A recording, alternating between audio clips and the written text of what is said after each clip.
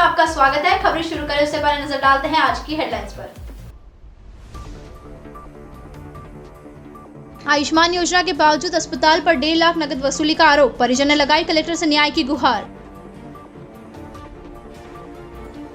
वेतन वृद्धि की मांग को लेकर नीमच में आउटसोर्स कर्मचारियों ने सौंपा कलेक्टर को ज्ञापन। धामिया में चाय की दुकान तोड़ी गई, पीड़ित ने लगाई कलेक्टर से न्याय की गुहार। नीमच में पवन पाटीदार के जन्मदिन पर फूलों और माला का सैलाब, समर्थकों ने दिखाया जबरदस्त प्यार। फूलपुरा में शासकीय भूमि विवाद और मारपीट का मामला, आवेदक ने कलेक्टर से की सख्त कार्रवाई की मांग। गांधी वाटिका में सजा स्वाद और सृजन का रंगारंग मंच, कृति की बेसन व्यंजन प्रतियोगिता संपन्न। नीमच मुख्यमंत्री सहायता कोष से आर्थिक मदद के लिए पिता ने फिर दिया आवेदन, 6 साल के बेटे के हादसे के बाद दरखास्त। वन विभाग के संरक्षण प्रयास लाए रंग, 3 दिवसीय शीतकालीन सर्वे में नीमच के जंगलों में 507 गिद्ध दर्ज। महू रोड स्थित वृंद गोपेश्वर महादेव मंदिर में भव्य फाग उत्सव, राधा कृष्ण स्वरूप में सजे बच्चों ने बिखेरी छटा। क्या रोक पाएंगे पवन की गति? जी हां, हम बात कर रहे हैं भाजपा नेता पवन पाटीदार की। देखिए उनके जन्मदिवस पर खास खबर नीमच टुडे पर। आयुष्मान योजना के तहत 5 लाख तक मुफ्त इलाज के दावों के बीच नीमच में एक चौंकाने वाला मामला सामने आया है। बाटखेड़ी निवासी महिला ने आरोप लगाया कि निजी अस्पताल ने आयुष्मान से राशि लेने के बावजूद 1.5 लाख रुपए नगद वसूले और अब इलाज के बिल देने से भी इनकार कर रहे हैं। ग्राम भाटखेड़ी तहसील मनासा निवासी पूजाबाई बंजारा ने कलेक्टर को आवेदन देकर निजी अस्पताल पर गंभीर आरोप लगाए हैं। उनका कहना है कि पति के एक्सीडेंट के बाद रीढ़ की हड्डी का operation Shriram multi specialist hospital में कराया गया, जहां वे 11 दिन भर्ती रहे। पीड़िता के अनुसार आयुष्मान योजना के तहत 5 लाख रुपए का मुफ्त उपचार का प्रावधान होने के बावजूद अस्पताल ने 1,50,000 रुपए नगद लिए और आयुष्मान कार्ड से भी राशि निकाली। पीड़ितों का कहना है कि उन्होंने मरीज का अलग से बीमा भी करवाया हुआ है, जिसकी क्लेम प्रक्रिया पूरी करने के लिए अस्पताल के इलाज संबंधी बिल और दस्तावेज जरूरी है, लेकिन जब उन्होंने अस्पताल प्रबंधन से बिल मांगे तो उन्होंने साफ तौर पर देने से इनकार कर दिया गया। इस संबंध में उन्होंने 20 फरवरी को थाना नीमच कैंट में शिकायत दर्ज कराई थी। अब पीड़ित ने कलेक्टर से निष्पक्ष जांच कर बिल उपलब्ध कराने और जिम्मेदारों पर कार्रवाई की मांग की है, ताकि बीमा क्लेम की प्रक्रिया पूरी हो सके। भाई साहब, क्या हुआ है, क्यों आए आप? डॉक्टर बिल नहीं दे रहा है। क्या काई का? कोई आप इलाज करे इसका। कहाँ से आए हैं? उसने लिया 1.5 लाख रुपया हमारे से लिया है, 3 लाख रुपया उसने इसमें आयुष्मान मेड कार्ड है। हाँ, कौन सा हॉस्पिटल? श्री राम में भाई के लिए आए थे आप, काई का इलाज करवाया? ऑपरेशन कराया ना। ऑपरेशन कराया। क्या नाम है आपका? राजू। जो सरकारी अस्पताल में डाला नीमच, तो यहाँ से उन्होंने क्योंकि ऐसे इलाज नहीं होगा, बड़ा सब जनता ले जाओ, तो मैं ले गया श्री राम में, श्री राम हॉस्पिटल ले गया। तो उन्होंने कहा भाई ये इलाज तो कर दूंगा, पैसा लगा, आयुष्मान कार्ड है, तो आसमानी ने आधार कार्ड दे दिया देने के बाद में उन्होंने कहा आसमानी पे इलाज हो जाएगा। तो आसमानी के बाद में 1,10,000 तो निजी ले लिया, 50,000 आसमान पर काटा। तो मैंने यह क्यों भाई बीमो कर मिली होना को, तो बीमा वाला ने क्यों बिल लिया हो, मैं बीमा पास कर दूं 1,70,000 बीमा का मुँह दे दूं। तो आसमानी ये बिल नहीं दे रही हो डॉक्टर सर राम वाला। हाँ, कई गिरो ये कह नहीं है बिल, तो बिल नहीं, तो 20 तारीख कैंट थाना में रिपोर्ट करी। कैंट थाना में थानेदार ने बुलाया कि बिल क्यों नहीं दे रहा, तो आना के बोटे बुलाओ। तो मैं गया उठे अस्पताल में, तो फाटक लगा दी, मलबा नहीं दिया, मोटे नहीं मलबा दिया। हाँ, क्या नाम है पेशेंट का? पेशेंट का राजू पिता ओंकार। कहाँ से आए हैं? ये गांव पोखरदा, पंचायत भाटखेड़ी, तहसील मनासा। कहाँ पे एक्सीडेंट हुआ था? एक्सीडेंट तो डूंगरपुर पास हो रहा। अब आप लोग क्या चाहते हैं? मांगे तो या बिल दे दो तो मांगे बीमो पास हो जा। अभी आपने अंदर आवेदन दिया, क्या बोला? दिया सर। क्या बोला उन्होंने क्यों जांच चल रही है, या बोला उन्होंने। नाम है आपका? हमारा नाम नाथू। धामिया झांझरवाड़ा गांव में जमीन विवाद ने तूल पकड़ लिया है। एक मजदूर द्वारा खरीदी गई भूमि को शासकीय बताते हुए प्रशासन ने उसकी चाय की दुकान हटा दी, जिसके बाद पीड़ित ने पटवारी पर अवैध धनराशि मांगने के आरोप लगाते हुए न्याय की मांग की। धामिया झांझरवाड़ा निवासी बादल सालवी ने प्रशासन पर आरोप लगाए हैं। उनका कहना है कि उन्होंने गांव में अपनी चाय की दुकान चलाने के लिए एक व्यक्ति से 5 लाख रुपए में जमीन खरीदी थी। उन्हें इस बात की जानकारी नहीं थी कि संबंधित जमीन शासकीय है। बादल के अनुसार जब इस मामले में उन्होंने गांव की पटवारी अंजलि शर्मा से संपर्क किया तो पहले 20,000 रुपए अतिक्रमण भरवाने के नाम पर मांगे गए। बाद में यह राशि बढ़ाकर 60,000 रुपए करा दी गई। बादल का कहना है कि वे मजदूरी कर अपने परिवार का पालन पोषण करते हैं और इतनी बड़ी रकम देना उनके लिए संभव नहीं था। उन्होंने बताया कि उनके खिलाफ एक पक्षी कार्रवाई करते हुए उनकी जमीन पर बनी चाय की दुकान को जेसीबी से तोड़ दिया गया। इस कार्रवाई के बाद वे बेरोजगार हो गए हैं और बादल ने यह भी स्वीकार किया कि उन्होंने जमीन की रजिस्ट्री नहीं कराई थी। पीड़ित ने कलेक्टर कार्यालय में आवेदन देकर पूरे मामले की निष्पक्ष जांच और न्याय की मांग की है। बादल सालवी और मैं गांव धामिया झांदावाड़ा में रहता हूँ। मैंने क्या है, गांव में एक जमीन खरीदी तो रोजगार लगाने के लिए, तो वो जो रोजगार लगाने के लिए जमीन खरीदी मैंने IDFC बैंक से लोन लिया 2 लाख का, और 2 लाख का गांव उसके बंदे हैं त्रिलोक चंदी रावल, उनसे 2 लाख लिया और 4 लाख 5 लाख 1 लाख और मेरे पास पड़े थे। 5 लाख में मैंने एक व्यक्ति से जमीन खरीदी और मेरे को मालूम नहीं था कि ये जमीन चरनोट की है, सरकारी है, क्योंकि वहाँ पे और भी ढाबे लगे हुए, दुकानें लगी हुई है, मकान बने हुए हैं। इस चक्कर में मैंने ये दुकान खरीद ली, ये जमीन मैंने खरीदी। उसके बाद मेरे को बाद में मालूम पड़ा कि ये जमीन सरकारी और चरनोट की है, तो मैंने पटवारी मैडम से संपर्क किया। पटवारी मैडम ने बोला कि आपने ले ली है तो आप इसका अतिक्रमण भर दो। तो मैं कितना पैसा लगेगा मैडम? तो मैडम ने पहले 20,000 बताए और मैंने 20,000 की व्यवस्था कर दी। फिर उन्होंने 60,000 रुपए की बोले, जो मेरे पास पैसे नहीं थे, और मेरे पास पैसे नहीं थे तो मेरा एक पक्षी कार्रवाई करके मेरा ढाबा हटा दिया गया, मेरे को बेरोजगार कर दिया इनने, और दूसरे लोगों के चल रहे हैं। और धामिया में 300 बीघे, पटवारी का नाम है अंजलि शर्मा, और धामिया में 300 बीघे जमीन पे अतिक्रमण सरकारी और बड़े बड़े लोगों का है। आपने खरीदी थी, पता नहीं था? मेरे को नहीं पता था, रजिस्ट्री करवाई होगी? रजिस्ट्री नहीं करवाई मैंने, लिखा पढ़ी करते हैं, गाँव में सब लिखाई पढ़ी करते हैं। 20,000 के बाद और भी मांग करेंगे? 60,000 रुपए मांग लिए उन्होंने, कहाँ से ला के देता? मैं मजदूरी करता हूँ, आज भी मजदूरी छोड़ के आया हूँ मैं। कितनी जमीन है तो 60 बाई 100 का है। मेरा नाम बादल सालवी अभी आप क्या चाहते हैं? है, मैं न्याय चाहता हूँ। नीमच में भाजपा पिछड़ा वर्ग मोर्चा के प्रदेश अध्यक्ष पवन पाटीदार का जन्मदिन धूमधाम और उत्साह के साथ मनाया गया। सुबह से ही उनके निवास और आसपास समर्थकों और चाहने वालों का तांता लग गया, जिससे जन्मदिन का उत्सव पूरी तरह रंगीन और यादगार बन गया। भाजपा पिछड़ा वर्ग मोर्चा के प्रदेश अध्यक्ष पवन पाटीदार का जन्मदिन इस बार नीमच में धूमधाम और अनोखे अंदाज में मनाया गया। जन्मदिन के शुभ अवसर पर सर्वप्रथम मालवा की वैष्णो देवी कहे जाने वाली मां भादवा के मंदिर में माथा टेका और मां भादवा माता से सेवा और जन कल्याण के मार्ग पर सदैव सही दिशा में कार्य करने की अनन्य कृपा की प्रार्थना की। सुबह से ही उनके निवास पर समर्थकों और चाहने वालों की भीड़ जुटी, जिन्होंने माला पहनाकर, मिठाइयां खिलाकर और हृदय से शुभकामनाएं देकर पवन पाटीदार को सम्मानित किया। जन्मदिन के मौके पर हर कोना फूलों और रंग बिरंगे माला से सजा हुआ था।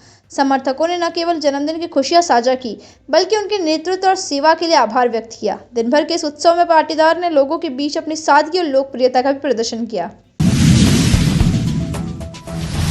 कुकरेश्वर क्षेत्र में शासकीय भूमि से अतिक्रमण हटाने की कार्रवाई के दौरान विवाद और मारपीट का मामला सामने आया है। फुलपोरा निवासी युवक ने राजस्व दल के सामने हमला, वाहन तोड़फोड़ और खेत की फेंसिंग नुकसान पहुंचाने का आरोप लगाते हुए कलेक्टर से सख्त कार्रवाई की मांग की है। ग्राम फुलपोरा तहसील मनासा निवासी रवि पिता सुरेश चंद्र शर्मा ने जिला कलेक्टर को 2 अलग-अलग आवेदन प्रस्तुत कर गांव के कुछ लोगों पर शासकीय कार्य में बाधा, मारपीट, तोड़फोड़ और दबंगाई के गंभीर आरोप लगाए हैं।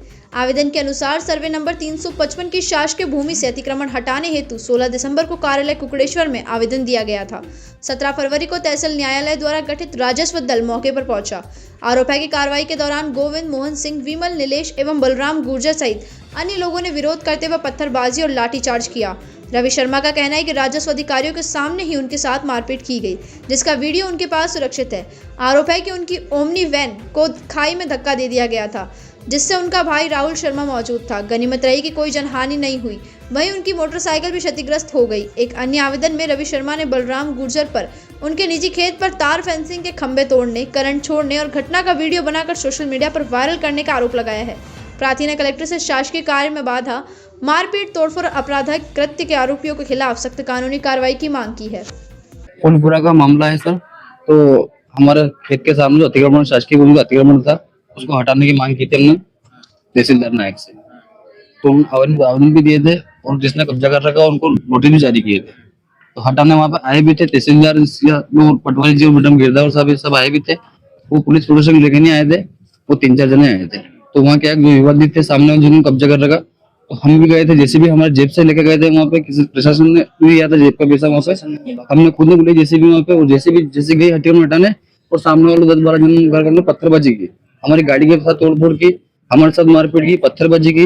हमने थाने में जाके शिकायत दर्ज करवाई, उस शिकायत पे कोई कार्रवाई नहीं हुई अभी तक, और हमें धमकी दी जा रही बार बार कि हम जान से मार डालेंगे। और हमारे खेत के खंभे तोड़े उन्होंने रात में, और खंभे तोड़ने के बाद वीडियो बनाया, उसका वीडियो हमारे पास प्रूफ पड़ा है, और वीडियो बनाने के बाद धमकी दी जा रही है। और हमारे खेत के जो तार फेंसिंग कर रखी थे हमने, उस बाबू किसकी है? जमीन है शासकीय भूमि, लेकिन हमारे और हमारे खेत के सामने शासकीय भूमि पड़ी वो, किसने कब्जा किया था? और सामने वाला गोविंद पिता कारूलाल गुजर और मोहन सिंह पिता कारूलाल गुजर, और ये दोनों, इन दोनों कब्जा है। इसके अलावा अमृतराम जी का कब्जा भी है वहाँ पे। क्या चाहते हैं? हमें कुछ नहीं चाहिए, हमें वो जो जमीन है ना शासकीय भूमि, विवादित जमीन है शासकीय भूमि, तो उसको हटा के और तार फेंसिंग करवा के और उपचार केंद्र बना, कोई भी सार्वजनिक स्थल बन जाए वहाँ पब्लिक अपने, जैसे कि जो मारपीट हुई, विवाद हुआ, इसमें एफआईआर वगैरह दर्ज करवाई, क्या हुआ? एफआईआर दर्ज करवाई ली, वो कार्रवाई नहीं हुई अभी तक। क्या चाहते हैं? हमें सिर्फ कार्रवाई करनी है, या तो फिर उनको जेल भेजा जाए, फिर हमें जेल भेजा जाए, कोई दिक्कत नहीं, क्योंकि हम परेशान हो गए इन चीज से। 3 साल चल रहा है विवाद। क्या नाम? राहुल शर्मा नाम मेरा, और भैया का नाम रवि शर्मा।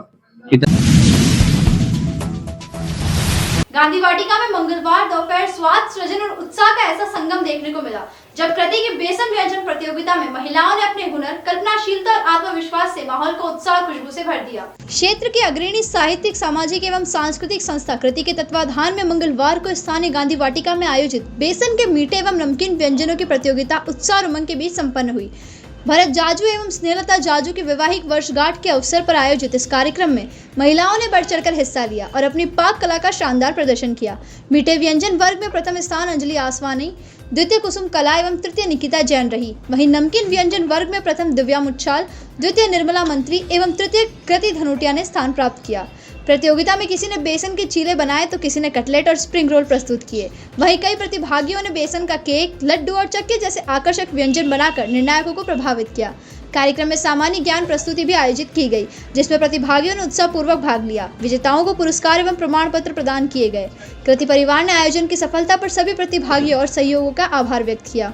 नमस्कार, निमोश स्टूडियो में आपका स्वागत है। मैं आपके साथ तन्वी लखेरा। आज हम पहुंचे शहर के गांधी वाटिका, जी हाँ, जहाँ कृति संस्था द्वारा व्यंजन प्रतियोगिता का आयोजन किया जा रहा है। हमारे साथ आयोजनकर्ता मौजूद है, आइए हम उनसे बातचीत करते हैं। जी मैडम, आप बताइए, जो महिलाओं के लिए जो व्यंजन प्रतियोगिता का आयोजन किया जा रहा है, इसका क्या उद्देश्य है और किस रीजन के पीछे किया जा रहा है? इसका उद्देश्य है पाक कला को प्रोत्साहन देना, और आजकल जैसा कि बाहर से भोजन बनाने का बहुत चलन है, तो ये महिलाएं यदि अपना कोई घर पर एक उद्योग खोल ले तो घर घर भोजन भी पहुंचा सकती है, और इससे आर्थिक रूप से महिलाओं को खड़ा करना भी हमारा उद्देश्य है। जी सर, यहाँ पर महिलाओं को पुरस्कृत भी किया गया है। मैम आप बताइए, कौन कौन इसमें फर्स्ट सेकंड थर्ड रहा है? फर्स्ट सेकंड थर्ड नाम आप देख रहे हैं, फर्स्ट सेकंड थर्ड। आप ये फर्स्ट सेकंड थर्ड। अच्छा, जो यहाँ पर व्यंजन प्रतियोगिता रखी गई थी, इसका मेन इंग्रेडिएंट क्या था? बेसन के बने हुए व्यंजन इसका मुख्य वो था पॉइंट, और बेसन के मीठे और नमकीन दोनों प्रकार के व्यंजनों को आज इस व्यंजन प्रतियोगिता में स्थान दिया गया है। साथ महिलाएं मौजूद है, आइए मुझसे बातचीत करते हैं। जी, इस बार आपने क्या बनाया है? जी, मैंने बेसन का केक बनाया है और नाचोस बनाया है विद सालसा। आपका कैसा प्रेजेंटेशन रहा है यहाँ पर? मुझे बहुत अच्छा लगा, मैं फर्स्ट टाइम यहाँ ज्वाइन किया, मुझे बहुत अच्छा लगा। जैसे कुकिंग करना ऑलमोस्ट लेडीजों का होता है कि वो करती है, लेकिन जो ये आयोजन किया जा रहा है, इसको लेकर आप क्या कहेंगे? बहुत ही अच्छा आयोजन है और मुझे बहुत अच्छा लगा यहाँ पर। हमारे साथ और भी महिलाएं मौजूद है, आइए उनसे भी बातचीत करते हैं कि उन्होंने क्या किया इस बार खास। जी, इस बार आपने क्या स्पेशल या डिश बनाई है? हेलो मैम, मेरा नाम Garima Maheshwari. Just 2 week before ही मैं इंडिया शिफ्ट हुई हूँ, और कुकिंग से मेरा बहुत ही पैशन है। मेरा कुकिंग मेरा बचपन से ही पैशन रहा है, और स्पेशली घर की बनी चीज़ें जो आजकल चल रहा है ना कि बाजार से खाना, मैं बस ये चाहती हूँ कि घर की बनी चीज़ें, न्यूट्रिशियस चीज़ें, और अपनी फैमिली को अच्छे से अच्छा खिलाऊं। और आज मैंने कृति की व्यंजन प्रतियोगिता में लेयर्ड क्रिस्पी लेयर्ड नमक पारे सर्व किए हैं, उसी के साथ ही बेसन का हलवा सर्व किया है। आपने क्या बनाया इस बार? जी, मैंने बनाया है सूजी बॉल्स बनाई है, सूजी बेसन बॉल्स बनाई है, साथ ही क्रंची क्रिस्पी पपड़ी बनाई है मैंने, और साथ में मीठे में मैंने बर्फी बनाई है। ये थी कुछ महिलाएं, मेरे सहयोगी राजा कुरैशी के साथ तन्वी लखेरा की रिपोर्ट। नीमच के अंबेडकर कॉलोनी निवासी नाहर ने अपने 6 वर्षीय लापता बेटे और आर्थिक तंगी को लेकर मुख्यमंत्री सहायता कोष से 5 लाख रुपए की आर्थिक मदद मांगी। नीमच में एक पिता ने अपनी आर्थिक दिक्कत और व्यक्तिगत त्रासदी को लेकर कलेक्टर कार्यालय में जन सुनवाई के दौरान मुख्यमंत्री सहायता कोष से मदद की मांग की है। अंबेडकर कॉलोनी निवासी नाहर पिता मोहम्मद यामिन ने अपनी दरखास्त में बताया कि उनका जीवन गरीबी रेखा के नीचे है और वे मजदूरी करके अपने परिवार का पालन पोषण कर रहे हैं। प्रार्थी ने बताया कि उनका 6 वर्षीय पुत्र हसनैन 31 अगस्त 2024 को अंबेडकर कॉलोनी की पुलिया में गिर गया था। बेटे की तलाश के बावजूद अब तक कोई पता नहीं चला, जिससे यह माना जा रहा है कि उनका पुत्र अब इस दुनिया में नहीं है। नाहर ने कहा कि वह गरीब परिवार से है और किराए के मकान में रहते हैं। उनका कोई और आय का साधन नहीं है। उन्होंने अब तक शासन की किसी भी योजना का लाभ नहीं उठाया। उन्होंने पहले दिनांक 5 नवंबर 2024 को इस संबंध में आवेदन दिया था, लेकिन अब तक कोई कार्रवाई नहीं हुई। इसलिए नाहर ने पुनः आवेदन प्रस्तुत किया है और मुख्यमंत्री सहायता कोष से 5 लाख रुपए की आर्थिक सहायता देने की मांग की है। उनका कहना है कि इस रकम से वे अपने जीवन और परिवार की आवश्यकताओं को पूरा करने में सक्षम होंगे।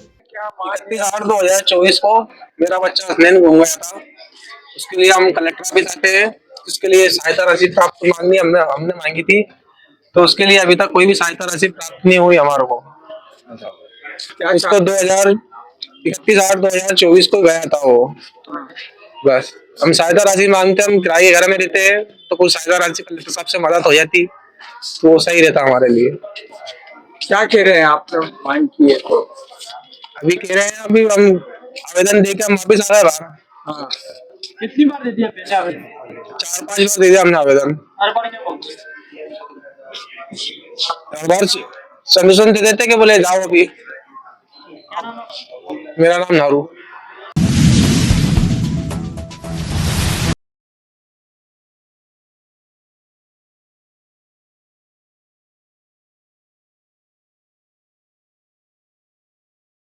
नीमच टुडे सटीक और सच्ची खबरों का साथी।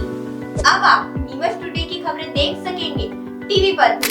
मध्य प्रदेश के नंबर 1 डिजियाना केबल के चैनल नंबर 91 पर देखें नीमच की हर खबर नीमच टुडे पर। बने रहिए नीमच टुडे के साथ, देखते रहिए डिजियाना केबल पर। खबरों के लिए संपर्क करें 9826887578। कनेक्शन के लिए संपर्क करें 7970000105। वन विभाग के संरक्षण प्रयासों का सकारात्मक परिणाम सामने आया है।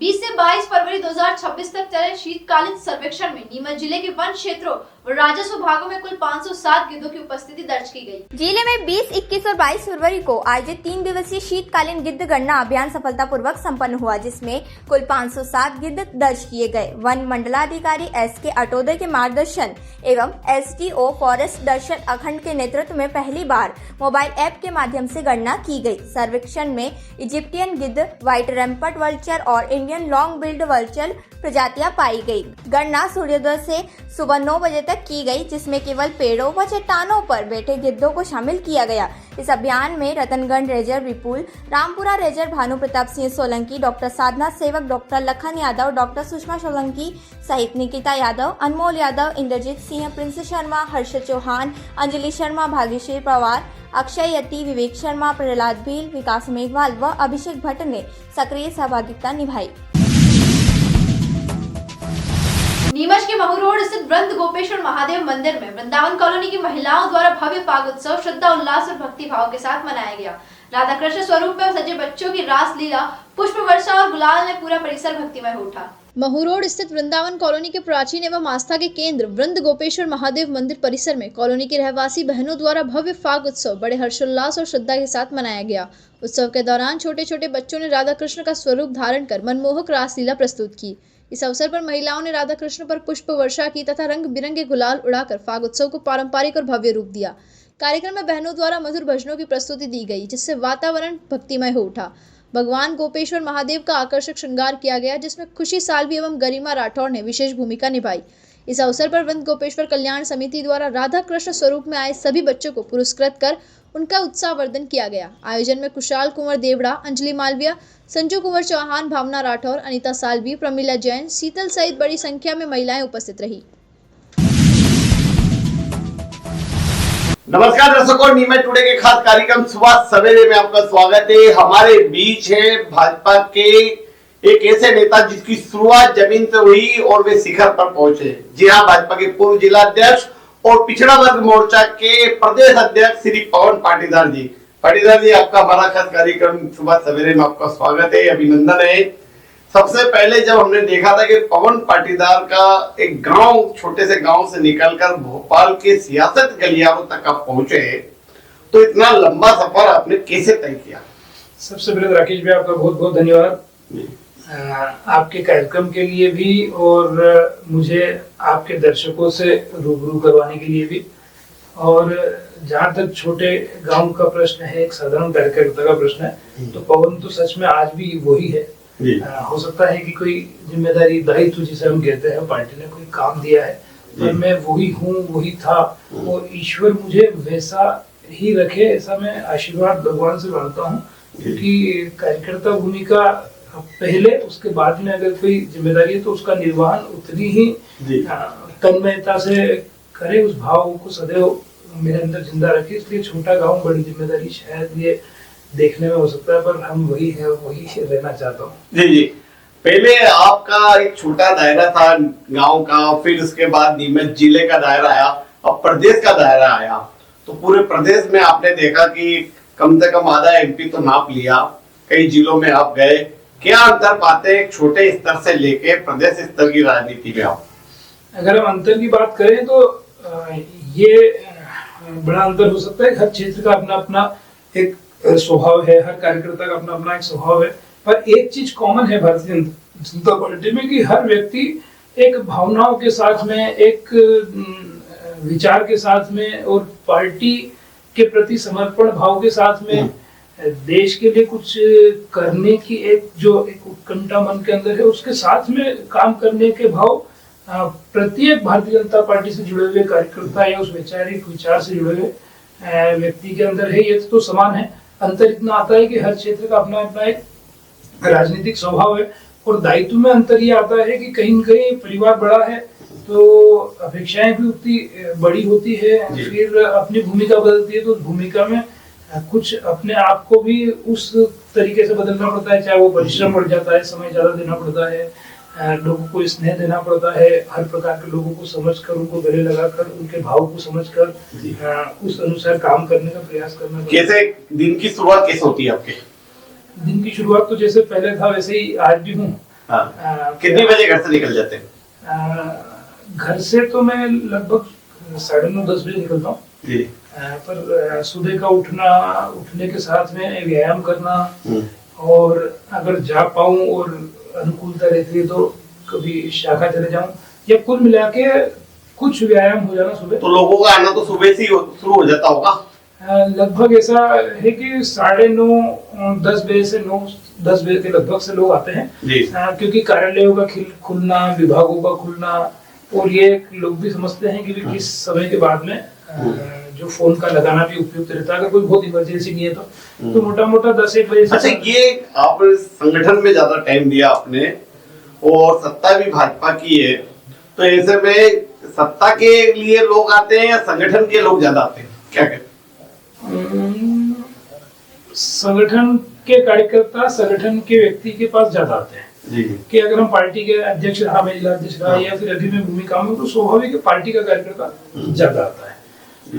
आम लोग भी आते हैं, क्योंकि चूंकि हम पार्टी सरकार में है, हम सरकार का ही एक अंग है, तो आम लोग भी आते हैं, पर कार्यकर्ता के साथ में आम लोग आते हैं। अगर किसी का काम है तो सामान्य कार्यकर्ता के साथ आते हैं, सीधे भी आते हैं, लगभग सभी प्रकार के लोग आते हैं, पर संगठन की भूमिका में कार्यकर्ता ज्यादा उम्मीद रखकर किसी भी विषय को लेकर आता है। जी, आपने भोपाल में बिना किसी शोर शराबे के पदभार ग्रहण कर लिया और डायरेक्ट काम शुरू कर दिया, जबकि जो दूसरे मोर्चे के अध्यक्ष बने उन्होंने लाव लश्कर के साथ वहां कार्यक्रम किया, और आपने बिल्कुल सहजता से जाके सीधे वर्किंग शुरू कर दी। तो इसके पीछे क्या प्लानिंग क्या थी? ऐसी कोई प्लानिंग नहीं है, जिसने किया उसने भी अच्छा किया। मुझे ऐसा लगा कि यहाँ पर तो बहुत सारे लोग आपके समर्थक भी, और प्रदेश में भी कई लोग चाह रहे थे पवन जी का अच्छा पदभार ग्रहण समारोह होगा, सारी चीज होगी, वैसा कुछ नहीं हो पाया। थोड़ा मेरे मन के अंदर ये था कि बहुत दूर से कार्यकर्ता आता है, गाड़ी घोड़े लेकर आएगा, उसकी जो एनर्जी है वो वहां लगने की बजाय हमारे मन के अंदर अब ये भाव है कि उस एनर्जी को जब कोई बड़ा सम्मेलन हम लोग करेंगे, मोर्चे का कोई पार्टी का कार्यक्रम आएगा, तो उस ऊर्जा को वहां लगाएंगे। दूसरा, जिले के अंदर उसकी ऊर्जा लगे जहाँ उसके काम की आवश्यकता है। तो ऐसा सब कुछ। एक बीजेपी में दो नई शुरुआत हमने देखी। एक तो आपने सबसे पहले ये देखा कि आपने बिना किसी शोर शराबे के दौरे शुरू कर दिए और अपना दायित्व संभाल लिया। दूसरा, आपने बुके और मालाओं को बंद करके सीधे किताबें ले रहे हैं, वो क्या कंसेप्ट है? दोनों कॉन्सेप्ट के पीछे हम किसी भी प्रकार की स्थायित्व चाहता हूँ मैं कि कार्यकर्ता है उसकी ऊर्जा भी वहां लगे जहाँ पार्टी को आवश्यकता है और काम में लगे पार्टी के, बजाय इसके कि वो बहुत दूर से आ रहा है, बहुत दूर से। तो एक तो ये, और बुके वाला कॉन्सेप्ट थोड़ा मन में इसलिए आता है, ऐसा नहीं कि किसी के बुके का सम्मान नहीं, बुके का भी सम्मान है। कोई फूल उगाने वाला अगर किसान है तो उसके भी फूल बिकने चाहिए, क्योंकि वो फूल से बुके बनती है, मालाएं बनती है, उसका भी अपना सम्मान है। पर मुझे ऐसा लगता है कि बुके की बजाय जब बुक आती है तो बुक की खुशबू लंबे समय तक रहती है, वो कहीं न कहीं आने वाली पीढ़ियों को और हमको भी बहुत कुछ सिखाती है और बहुत सारी इतिहास से भी हमको परिचित करती है। तो बुक का एक स्थायित्व है जो स्थायी खुशबू को छोड़ता है, बुके की और फूल की खुशबू कुछ समय के लिए। भाजपा जिला अध्यक्ष पद से हटने के बाद, आपका कार्यकाल समाप्त होने के बाद नीमच में यह चर्चा थी कि पवन पाटीदार हाशिए पे चले गए, अब उनका राजनीतिक वजूद खत्म हो गया और वे शायद ही वापस ही आएंगे। लेकिन जो धमाका आपने किया उससे आपके विरोधी चारों कोने चित हो गए। ये किस तरह से प्लानिंग बनी कि किसी ने कल्पना नहीं की थी कि नीमच से उठाकर एक युवा को प्रदेश में बिठा दिया जाएगा और ये कमल पवन पाटीदार ने कर दिया? विरोधी मतलब कांग्रेस के लोगों को निश्चित रूप से झटका, भाजपा में भी लगा। भाजपा में भी आपके अति प्रिय और प्रिय सभी तरह के लोग हैं। भाजपा में मुझे नहीं लगता, क्योंकि मेरे बनने पर भाजपा के लगभग सभी नए पुराने सीनियर हमारे साथ के समकक्ष सभी कार्यकर्ताओं में उत्साह था और सभी ने कहीं उस समय बधाई भी दी, स्नेह के साथ गले भी लगाया और हम सभी मतलब मुझे ऐसा लगा कि भाजपा के अंदर तो इस बात को लेकर खुशी थी कि बहुत लंबे समय के बाद नीमच जिले को कहीं कोई जिम्मेदारी मिली है। तो पार्टी कार्यकर्ताओं में तो लॉबिंग कैसे हुई पिछड़ा वर्ग मोर्चा में आए प्रदेश अध्यक्ष बनने की? सभी भाजपा में लॉबिंग होती नहीं है और कोई भाजपा में सोच लेगा लॉबिंग करूंगा या ऐसा करूंगा वैसा करूंगा, तो वो जो लॉबिंग करने की एनर्जी है अगर वो सकारात्मक दिशा में लगा लेगा कि कैसे मुझे जो भूमिका दी है वो बहुत ढंग से हो जाए। जैसे आज मुझे मोर्चे का अध्यक्ष बनाया है और मैंने आज अगर सोचा कि मैं किसी नई चीज की लॉबिंग करूँ तो मैं फेल हो जाऊंगा, और अगर मुझे काम दिया और मैंने उस काम को ठीक से करने के लिए पूरी एनर्जी लगाई, कैसे हो सकता है, कैसे ठीक से कार्यकारिणी नीचे तक गठन हो सकता है, फिर गठन के बाद कैसे कार्यकारिणी किस स्वरूप में अच्छा काम कर सकती है, तो वो खुशबू 10 गुना मल्टीप्लाई होती है। और हम सिर्फ हमारी ऊर्जा इसलिए लगा दें कि मुझे कुछ बनना है आगे और लॉबिंग करना, तो वो लॉबिंग से अच्छी ये लॉबिंग है कि जो काम किया उसको ताकत से कर देंगे, तो वही हमारे यहाँ पे लॉबिंग है। जी जी, कहते हैं राजनीति में एक गॉडफादर होता है और वो अपने लोगों को आगे बढ़ाता है। कांग्रेस में तो पट्टावाद है, ये सबके अपने अपने पट्टे हैं, लेकिन भाजपा में नहीं है। लेकिन कहते हैं कि भाजपा में भी है, कहीं ना कहीं गॉडफादर हैं, वो अदृश्य रहते हैं लेकिन अपने लोगों को आगे बढ़ाते हैं। आपके भी है कोई गॉडफादर जो है लेकिन दिखते नहीं है? देखिए, हमारा गॉडफादर तो एक ही है जिसके लिए हमको काम करना है और जिसको हमको परम वैभव पर ले जाना है, वो गॉडफादर है हमारा भगवा। जिस भगवा को हमको देश ही नहीं दुनिया के अंदर लहराना है, तो यहाँ एकमात्र गॉडफादर है और उसी के लिए हम काम करते हैं और उसी का मान सम्मान के लिए हम काम करते हैं, वो है हमारा भगवा ध्वज। जी जी, आप पिछड़ा वर्ग मोर्चा के प्रदेश अध्यक्ष बने और पिछड़ा वर्ग को लेकर 27% आरक्षण की मांग लंबे समय से हो रही है। इस दिशा में क्या कदम उठा रहे हैं कि पिछड़ा वर्ग का कम से कम भाजपा शासन में रहते हुए जो आरक्षण लंबे समय से पेंडिंग है, अभी 14% मिल रहा है, 27% मिले, आप इसके पक्षधर हैं? आरक्षण मिलना चाहिए और जो भी कहीं पीछे छूटा हुआ व्यक्ति है, जो भी कहीं आज गरीब है, जिसको कहीं कहीं सरकार शासन की योजनाओं के माध्यम से, सरकार के आरक्षण के माध्यम से उसके जीवन में कोई परिवर्तन आना चाहिए, उसको आरक्षण का लाभ मिलना ही चाहिए। और जहाँ तक भारतीय जनता पार्टी का प्रश्न है कि ओबीसी को लेकर, तो भाजपा ओबीसी को लेकर सदैव से चिंतित रही है और ओबीसी को ही लेकर नहीं, चाहे वो अनुसूचित जाति जनजाति हो, किसान हो, युवा हो, महिला हो, एक गरीब व्यक्ति के उत्थान को लेकर भाजपा सदैव चिंतित रही है। और हम जहाँ तक ओबीसी की बात करें तो ओबीसी आयोग का बनना, ओबीसी आयोग को संवैधानिक दर्जा देना, तो संवैधानिक दर्जा देकर अगर किसी ने सक्षम अगर ओबीसी आयोग को बनाया है तो वो भारतीय जनता पार्टी की सरकार ने ही बनाया है कि हम क्या ओबीसी वर्ग के लिए अलग से बजट निकालकर, अलग से प्रावधान कर और आयोग बनाकर और उस वर्ग की जो आवश्यकताएं हैं उनको कैसे पूर्ण कर सकते, तो वो चिंता भी किसी ने करने का काम किया है, तो वो भारतीय जनता पार्टी ने किया है।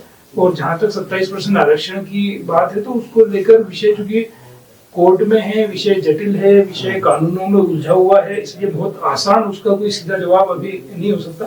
पर पार्टी इस बात के लिए प्रतिबद्ध है कि हम ओबीसी वर्ग के उत्थान के लिए क्या कर सकते हैं और उसे कर रही है। पवन पाटीदार का आने वाला भविष्य क्या है? चुनावी राजनीति का वर्ष शुरू होने वाला है, नगरीय निकाय से लेकर लोकसभा तक चुनाव रहेंगे, नीमच विधानसभा की आपकी दावेदारी रही है, तो आने वाले समय में पवन पाटीदार को कहाँ देखा जाएगा? पहले तो हमारे यहाँ दावेदारी नहीं होती सीधी, हमारे यहाँ काम करते हैं, काम के आधार पर उस पर विचार होता है। तो ये बात सही है कि कहीं कहीं ऐसा लगता था कि हाँ ये विचार अपने लिए भी हुआ है या कहीं कहीं कोई चर्चा अपने से हुई तो वो लगा। पर आज पवन पाटीदार के काम की हम बात करें तो आज पवन पाटीदार का एकमात्र काम है कि अगर मोर्चे का काम मिला है तो इस मध्य प्रदेश भर के अंदर भारतीय जनता पार्टी हर क्या रोड मैप बना रहे आप ओबीसी मोर्चा को मजबूत करने के लिए प्रदेश में? पूरे प्रदेश में हम पहले तो उन बूथों को, उन मंडलों को, उन विधानसभाओं को चिन्हित करने का काम कर रहे हैं कि जहाँ पर कहीं कहीं हम लोग आज भी या तो चुनाव हारते हैं या फिर हारते जीतते हैं, तो हम पहले उन पर काम करने की और उन पर फोकस करने की कोशिश करेंगे। और अगर हारते हैं और कहीं ओबीसी वर्ग, ओबीसी की कोई जाति वहां पर किसी भी कारण से हमसे उतनी ज्यादा संतुष्ट नहीं है, हमारे विचार से उतनी ज्यादा सहमत नहीं है, तो क्यों नहीं है उस पर काम करना और कैसे होगी उस पर काम करना। तो हमारा फोकस जहाँ पर अभी हम आज भी वैसे हम 80-90% घरों तक और झोपड़ी झोपड़ी खोपड़ी खोपड़ी तक विचार और भाजपा है, पर जहाँ फिर भी आवश्यकता है वो कैसे हो सकता है उस रोड मैप पर काम करेंगे। जी। अच्छा, देखा गया कि ओबीसी वर्ग में भी कि जो संपन्न वर्ग है वो तो भाजपा से जुड़ा हुआ है, लेकिन जो ओबीसी वर्ग में जो निम्न स्तर पे गरीबी वाला वर्ग है वो आज भी कांग्रेस के साथ है, वो भाजपा उसको जोड़ नहीं पा रही है। वैसे मुझे ऐसा लगता है एक समय था जब ये सोशल मीडिया, इलेक्ट्रॉनिक मीडिया और इतनी तेजी से संचार के माध्यम नहीं थे, इतनी तेज प्रचार के माध्यम नहीं थे, पर आज जैसे जैसे माध्यम बढ़ रहे हैं वैसे वैसे लोग जागरूक हो रहे हैं, नई पीढ़ी जागरूक हो रही है, नई पीढ़ी हर चीज को देख रही है कि कौन क्या करना चाहता है, कौन सी सरकारें किस बात को लेकर चिंतित है, कौन सी सरकारें जो सिर्फ बातें करती है, वोट लेती है, वोट लेने के बाद में सिर्फ नोट लेती है, और कौन ऐसे लोग हैं जो वोट लेने आते हैं, वोट भी लेते हैं और सरकार भी हम ही से चलवाते हैं। जनता के द्वारा सरकार और जनता के द्वारा ही सरकार को चलाना, योजनाएं भी सरकार जनताओं के बीच में से ही क्या हो सकता है, क्या किया जा सकता है जनता के लिए, तो वो बातें समझती है। इसलिए ऐसा कोई वर्ग नहीं जो हमसे छूटा है। पर फिर भी जो आपका प्रश्न है कि कहीं कोई वर्ग छूटा है, तो वो मैंने मेरा पिछले आपके प्रश्न में कहा कि हम इस बात की चिंता निश्चित रूप से करेंगे कि आज भी कहाँ पर असहमति है, कहाँ पर विचार के प्रति लोगों में कहाँ कोई भ्रम है, क्योंकि भ्रम फैलाने वाले लोग अपना काम लगातार करते हैं, तो उस पर भी ओबीसी मोर्चा काम करेगा। जी। कल आपका जन्मदिन है, नीमच में उत्सव की तैयारी चल रही है, पवन उत्सव मनाया जा रहा है, क्या कहेंगे इस पे? पवन उत्सव नहीं है, जन्मदिन रहता है तो निश्चित रूप से कार्यकर्ता और सब लोग हम इतने लंबे समय से एक दूसरे के साथ हम काम कर रहे हैं, मित्र हैं, साथी हैं, कार्यकर्ता हैं, तो कार्यकर्ताओं में खुशी तो रहती है। अपने परिवार में किसी का जन्मदिन रहता है, अपने भाई का, मित्र का, बेटे का, बेटी का, माँ का, पिता का, तो हम में एक उत्साह रहती है, हम उस कार्यक्रम और उस उत्साह के साथ में उस अवसर को बनाते हैं। तो जन्मदिन भी सब मित्र साथियों का, स्नेह जनों का स्नेह पाने का भी अवसर रहता है, सबके साथ में एक एकत्रीकरण का भी अवसर रहता है, तो वो उत्साह है नीचे रहता है। देखा गया कि नीमच में पवन पाटीदार की एक अलग ही लॉबी है, युवाओं की लॉबी। जब आप जिला अध्यक्ष थे तब आपने अलग हटके अपना एक नेटवर्क खड़ा किया और इससे नीमच के तीनों विधायक कहीं ना कहीं आपसे नाराज भी रहे, क्योंकि पवन पाटीदार ने एक अपनी अलग राह बनाई विधायकों से हटके, और इसी दौरान कहीं ना कहीं विधायकों से भी खटपट चली आपकी। मतलब कहीं ना कहीं आपकी एक राह अलग ही थी, आप अपनी लाइन बड़ी कर रहे थे, लेकिन कहीं ना कहीं विधायकों को भी दिक्कत हुई थी, उस पर क्या कहेंगे आप? खटपट तो किसी से नहीं चली, क्योंकि बड़ा परिवार है तो बाहर से देखने वालों को ऐसा लगता है क्योंकि अपना अपना तरीका काम करने का होता है, अपना अपना सोच होता है, अपना अपना मत होता है, परंतु हम लोग एक डायरेक्शन में काम करते हैं। जितना उत्साह से और जितना साथ शायद हम सब लोगों ने काम किया है, सभी मैंने जिलाध्यक्ष के दौरान विधायक गण ने, सांसद गण ने, और बहुत आनंद के साथ काम किया साहब। वो जो आनंद के पल है ना, वो शायद बहुत बार बाहर शेयर नहीं हो पाते। हमने जैसे में आप कोई बोलता है हम गाना गाते, तो हम लोगों ने साथ में गाने भी गाए। हम लोगों ने उस चीज को पार्टी का काम करते करते परिवार भाव को भी हम सब लोगों ने एंजॉय किया है। पर बाहर इसलिए भी राजनीति की तरफ देखने की दृष्टि एकदम से किसी व्यक्ति की वही रहती है, इसलिए वो खटपट दिखती है, पर कहीं कोई खटपट नहीं है। नीमच विधायक दिलीप सिंह परिहार से आपके मतभेद हम अक्सर सामने आते रहे और यह मीडिया में भी चलता रहा और देखते भी रहे। अब क्या स्थिति है? मतलब अब ऐसा कहा जा रहा है कि नीमच की राजनीति से दूर हो गए पवन पाटीदार, भोपाल की राजनीति करेंगे, नीमच की राजनीति में दखल नहीं देंगे। नहीं, दखल का सवाल नहीं है, जो मेरा काम है वो मैं करूंगा। पहले मैं जिलाध्यक्ष था, मैं यहाँ की भूमिका में ज्यादा काम करता था, मैं वहाँ भूमिका में काम करूंगा। ये तो पार्टी की अपनी लाइन है। और जहाँ तक आप मानिए दिलीप जी की बात कर रहे हैं, वो मेरे लिए सदैव बहुत आदरणीय रहे हैं। और मैं एक और बात बताऊं, मैं जिस दिन प्रदेश अध्यक्ष बना, उसकी घोषणा के शायद मुश्किल से आधे घंटे बाद ही मैंने सबसे पहले अगर किसी के निवास पर जाकर आशीर्वाद लिया, तो वो भी माननीय दिलीप सिंह जी परिहार के ही लिया। और कभी भी कोई ऐसी चीज नहीं रही। मैंने जैसा आपसे कहा कि हम जो काम करते हैं रोज करते हैं, रोज काम करने वाला आदमी का बहुत बार एक दूसरे के साथ सोच के बहुत बार छोटे बड़े अंतर दिखते हैं, पर ऐसा कभी नहीं रहा। वो सदैव आदरणीय थे, आदरणीय हैं, आदरणीय रहेंगे। उन सब ने बहुत कुछ सीखा है, बहुत स्नेह भी प्राप्त किया है। इसलिए जो राजनीति में दिखता है उसी को हम लोग बहुत बार मान लेते हैं कि ऐसा है। आप जावर के गांव मांडा से आते हैं, राजनीति पहले नीमच में की, अब भोपाल में की, तो विधानसभा लड़ने के लिए जावर चुनेंगे कि नीमच चुनेंगे? हमको चुनने का अधिकार ही नहीं। जो भी चुनती पार्टी चुनती, काम भी पार्टी देती है। आप 2-3 विधानसभाएं जरूर चुनवा दोगे आप बैठ के।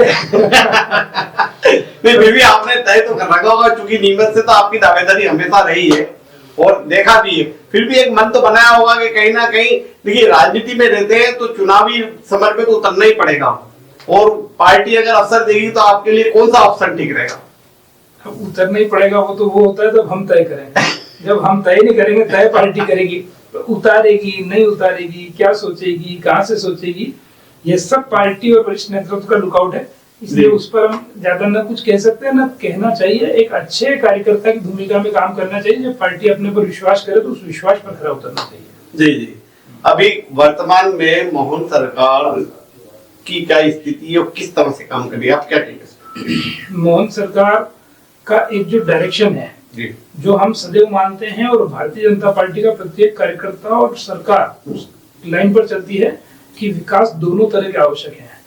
रोड इंफ्रास्ट्रक्चर बनना भी जरूरी है, स्कूल बनना भी आवश्यक है, अच्छे चिकित्सालय अस्पताल बनना भी आवश्यक है, उसमें अच्छी सुविधाएं भी होना आवश्यक है। परंतु साथ ही साथ में हमारे स्व के भाव को जागृत करते हुए उस पर काम करने की आवश्यकता है, उस पर स्वाभिमान करने की आवश्यकता है। और उस दोनों दिशा में मोदी सरकार, माननीय मोहन यादव जी की सरकार, मध्य प्रदेश की सरकार काम कर रही है। जब हम हबीबगंज स्टेशन का नाम रानी कमलापति करते हैं तो हम अपने स्व के भाव पर गर्व करते हैं, हमें गर्व होता है। और जब हम विद्यालयों के नाम टंटिया भील के नाम से रखते हैं, और जब हम उस दिशा में बढ़ते हैं, तो वो क्योंकि कोई भी देश सिर्फ इंफ्रास्ट्रक्चर या अच्छे हवाई अड्डों से और अच्छे स्टेशनों से ही नहीं चलेगा। और उस पर तो निश्चित रूप से भाजपा ने जितना काम किया है उतना इतिहास में नहीं हुआ है। जितने मेडिकल कॉलेज देने का काम किया, अच्छे स्कूल देने का काम किया, आज 5 लाख रुपए का कार्ड हर गरीब व्यक्ति के जेब में है, अच्छे अस्पताल देने का काम किया। लेकिन जहाँ पर स्कूल की बात चली है, तो ये हमारा नीमच की विडंबना है कि नीमच में सीएम राइज के लिए जमीन नहीं मिल रही है। सीएम राइज स्कूल बन नहीं पा रहा है। विधानसभा में भी प्रश्न लगा तो शिक्षा मंत्री ने यह जवाब दिया कि इसके लिए कोई उत्तरदायी नहीं है और समय सीमा नहीं बता सकते कहाँ बनेगा सीएम राइज स्कूल। तो ये बड़ा मनासा में बन गया, जावर में बन गया, लेकिन नीमच में सीएम राइज स्कूल नहीं बन पा रहा है। ये मामला आपके संज्ञान में आया? देखिए, संज्ञान में सीधे, चूंकि हम सरकारी या उस बैठकों में तो हम लोग नहीं रहते हैं कि हम सीधे उसकी चर्चा में रहें कि क्या हो रहा है क्या नहीं हो रहा है। पर जहाँ तक सीएम राइज स्कूल की बात है, बहुत जल्दी बनेगा, अच्छे स्थान पर बनेगा, उपयुक्त जगह बनेगा, जहाँ से ज्यादातर विद्यार्थियों के लिए वो ठीक अप्रोच में रहे। तो कोई भी काम हमारी सरकार में निश्चित बहुत बार कोई निर्णय 19-20 लेट हो सकते हैं, पर लेट भी समाज के हित के लिए है कि कहाँ ज्यादा ठीक रहेगा, उस निर्णय के कारण लेट हो सकता है, पर सोच कभी भी सकारात्मक और समाज के हित के लिए होती है। तो बहुत जल्दी अच्छा स्कूल बनेगा, अच्छे स्थान में चयन होगा। लंबे समय से पिछड़ा वर्ग आयोग में नियुक्ति नहीं हो पाई है, कई निगम मंडल वो है, आप क्या कहेंगे इस पर? देखिए, वो विषय वरिष्ठ नेतृत्व का है, उस पर मैं कुछ नहीं कह सकता, ना मुझे कहना चाहिए। जी जी, चलिए एक हमारा ऑप्शन वाला कुछ क्वेश्चन है जिसमें आप कुछ ऑप्शन देंगे लास्ट में, उसमें आपको एक जवाब देना पड़ेगा। आपके राजनीतिक गुरु किसे मानते हैं, नरेंद्र मोदी, मोहन यादव या अन्य कोई? भगवा ध्वज। भगवा ध्वज आपका? अच्छा। सेकंड के आपका राजनीतिक दुश्मन आप किसे मानते हैं, दिलीप सिंह परियार, माधव मौरू या ओम प्रकाश सकलेचा? जो भी देश विरोधी शक्तियां हैं। राजनीतिक प्रतिनिधित्व नीमच में किससे, दिलीप सिंह परियार से या सज्जन सिंह चौहान से? कांग्रेस से। कांग्रेस। एक और लास्ट क्वेश्चन ये कि आपका जीवन में लक्ष्य क्या है, चुनावी राजनीति में उतरना या संगठन के लिए कार्य करना? किसी भी भूमिका में काम करें, जो पार्टी का सोच है देश पहले दल बाद में, उस भूमिका में काम करना है। ठीक। तो आप थे पवन पाटीदार जी, भाजपा पिछड़ा वर्ग मोर्चा के प्रदेश अध्यक्ष, जो कि हमारे खास कार्यक्रम सुबह सवेरे में रूबरू हुए। अगली बार फिर मिलाएंगे किसी और हस्ती से। आपको जन्मदिन की बहुत बहुत बधाई और शुभकामनाएं सर। तो यह थी आज दिन भर की खबरें। चलते चलते फिर नजर डालते हैं आज की हेडलाइंस पर।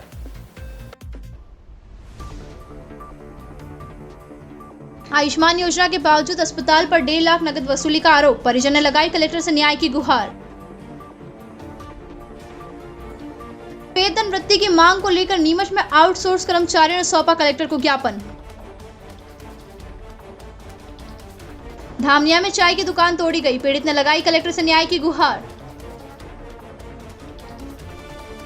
नीमच में पवन पाटीदार के जन्मदिन पर फूलों और माला का सैलाब, समर्थकों ने दिखाया जबरदस्त प्यार।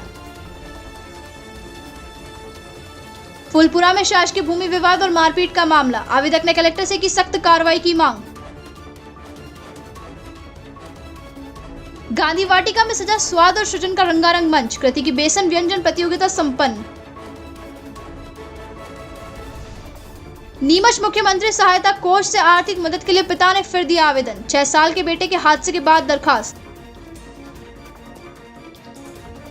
वन विभाग के संरक्षण प्रयास लाए रंग, 3 दिवसीय शीतकालीन सर्वे में नीमच के जंगलों में 507 गिद्ध दर्ज।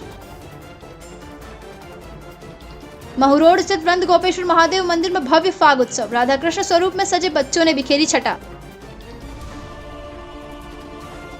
क्या रोक पाएंगे पवन की गति? जी हां, हम बात कर रहे हैं भाजपा नेता पवन पाटीदार की। देखिए उनके जन्मदिवस पर खास खबर नीमच टुडे पर। तो इजाजत दीजिए तन्वी लखेरा पर, आप देखते रहे नीमच टुडे न्यूज।